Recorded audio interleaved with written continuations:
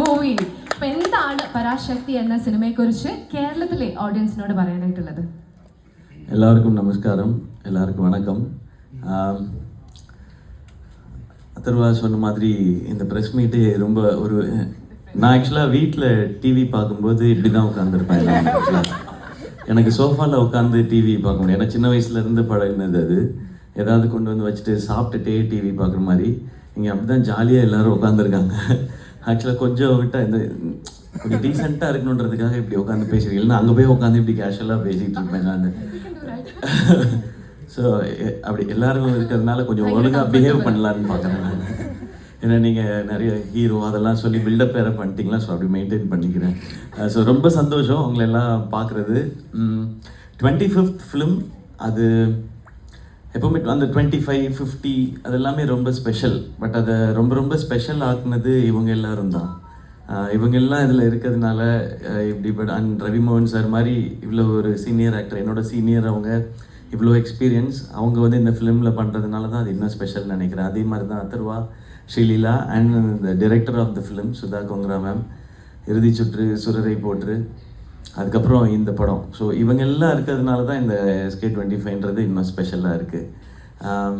இந்த ஃபிலிம் ஏன் இவங்க இந்த லுக்கில் இருக்காங்க, நான் இந்த லுக்கில் இருக்கேன், சார் இந்த மாதிரி டபுள் பாக்கெட் ஷர்ட்லாம் போட்டிருக்காருன்னா இது 1960s நடக்கிற கதை. ஸோ நாங்கள் அந்த ஃபீல்ட்லேயே இன்னும் இருக்கோம் அப்படியே. ஸோ உங்கள் எல்லாரையும் அந்த பீரியடுக்கு கூட்டிகிட்டு போகிற மாதிரியான ஒரு ஃபிலிமாக தான் இருக்கும். அப்போ நடந்த ரியல் இன்சிடென்ட்ஸை பேஸ் பண்ணி எழுதப்பட்ட ஒரு கற்பனை கதை இது.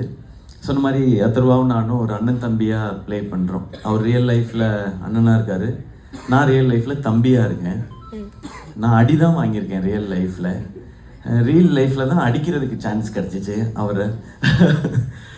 ஸோ நான் அடிச்சுப்போம். ஸோ அது மாதிரி ஒரு பிரதர்ஸ் பேஸ் பண்ண ஃபிலிம். இந்த பிரதர்ஸோட லைஃப்குள்ளே இப்படி ஒரு பயங்கரமான வில்லன் வந்தா இந்த ஸ்டோரிக்குள்ளே என்ன எப்படி இருக்குன்றது தான் இது. ஸோ இதுதான் கதையான்னு கேட்காதீங்க, இது இல்லை கதை.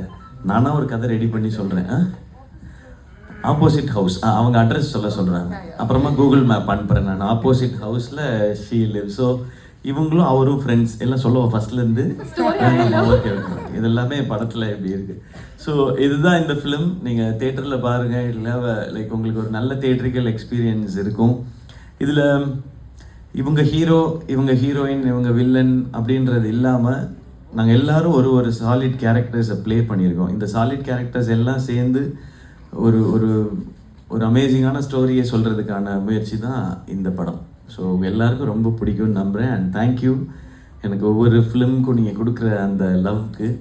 ஐ திங்க் கொஞ்சம் ஸ்டார்ட் ஆனது வந்து வருத்தப்படாத வாலிபர் சங்கம் ஐ திங்க். அண்ட் அதுக்கப்புறம் ரெமோக்கு வந்து இங்கே பயங்கர அப்ரிசியேஷன் ரெஸ்பான்ஸ் இருந்தது. அதுக்கப்புறம் வந்து எல்லா படமும் டாக்டர் டான் எல்லாமே.